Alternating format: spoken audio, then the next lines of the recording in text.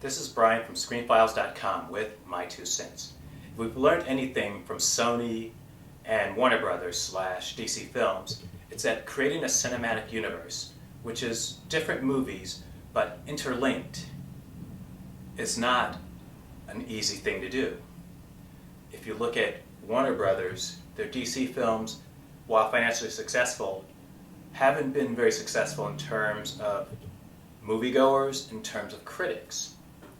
If you look at what Sony is doing with The Amazing Spider-Man, prior to their work with Marvel Studios, it's kind of been a bit of a hodgepodge.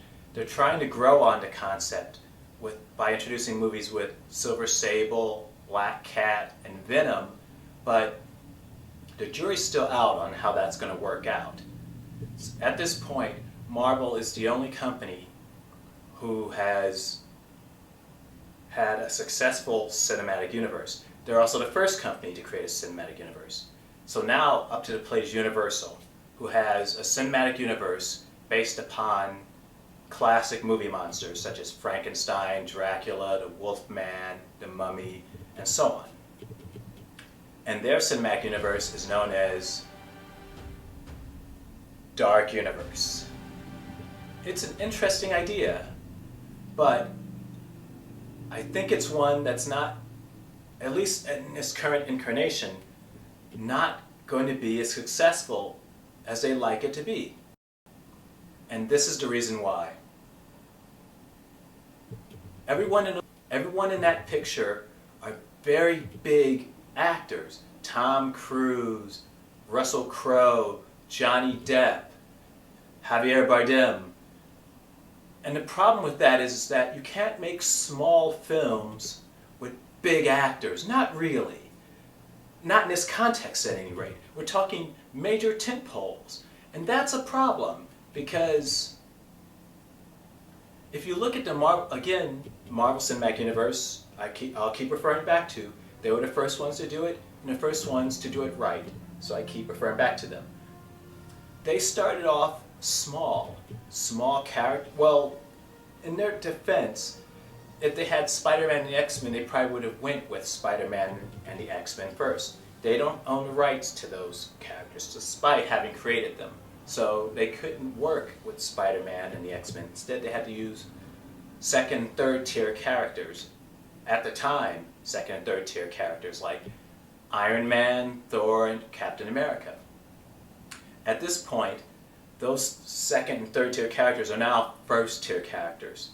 They've elevated them so much that when you think of superheroes, you can very likely think of Iron Man, Captain America, and Thor before you even think of Batman, Superman, and Spider-Man, which is remarkable. But that being said, Marvel Studios started with second and third tier characters and actors who perhaps weren't quite as well known as the actors Universal's working with. Keep in mind, when Robert Downey Jr. first appeared in Iron Man, no one wanted to touch him as an actor. He was radioactive. He was volatile. He has a prison record. No one wanted to deal with this man.